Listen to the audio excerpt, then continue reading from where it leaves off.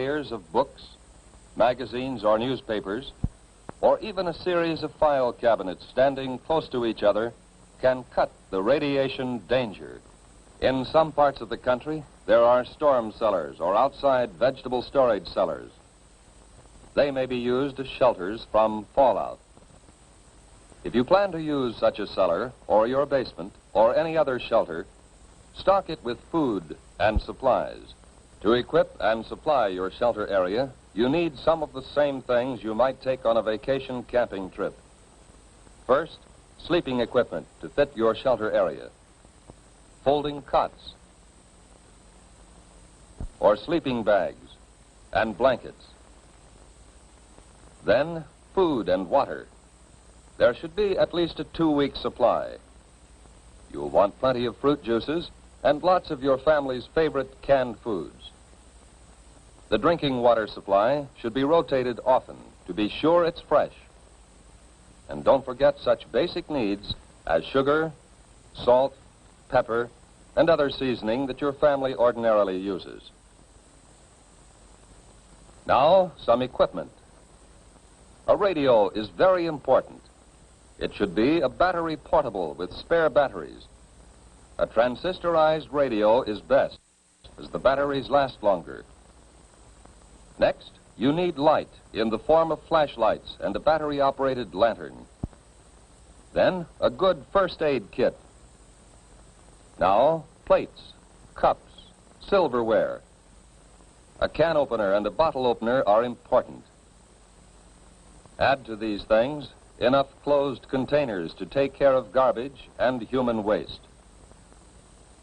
Especially if there will be children in the shelter, include some books and magazines, paper and pencils, maybe 1 or 2 small, simple games.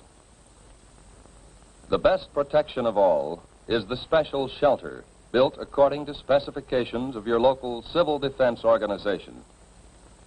This has an air filter to allow ventilation, but keep dust out, and it has at least 3 feet of earth over it. It would be a good idea to go right now to your local civil defense office to secure plans for the type of shelter you want, and then to get busy on construction. Plans are simple, using standard materials, so maybe you can do the job yourself. But all this special shelter talk won't help very much if you are caught way out on the open road. If that happens, keep driving until you see a building, which may be a house or barn, church or school. Drive as close to the building as you can.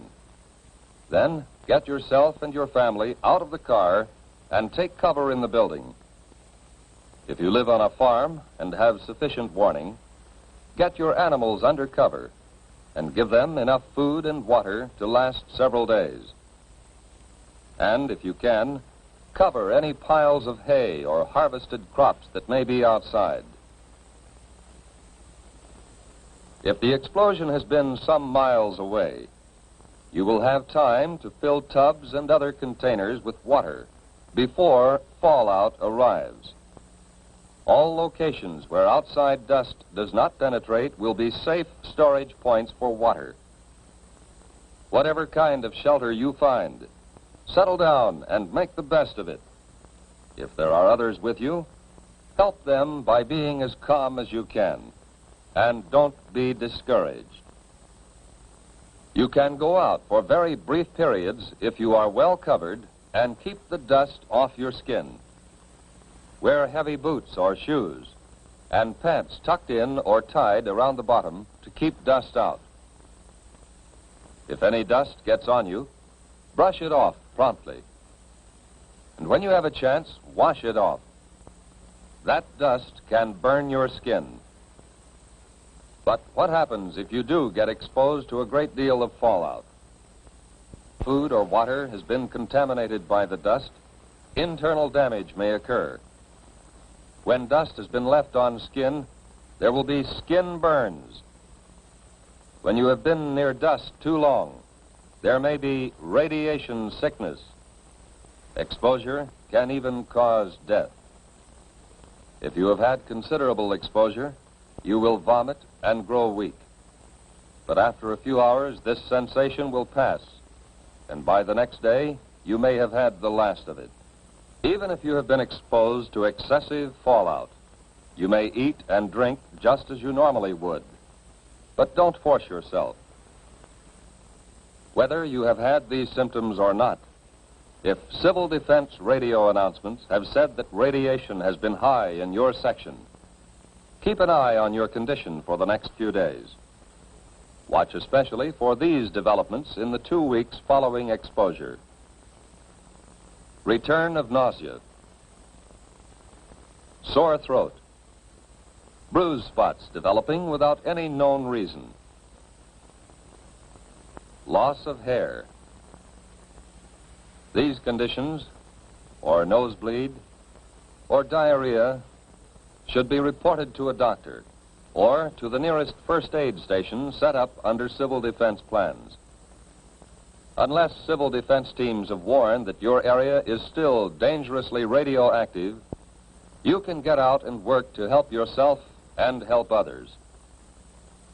Although fallout can be deadly, your chances of avoiding damage from it are much better if you follow the directions we have given you.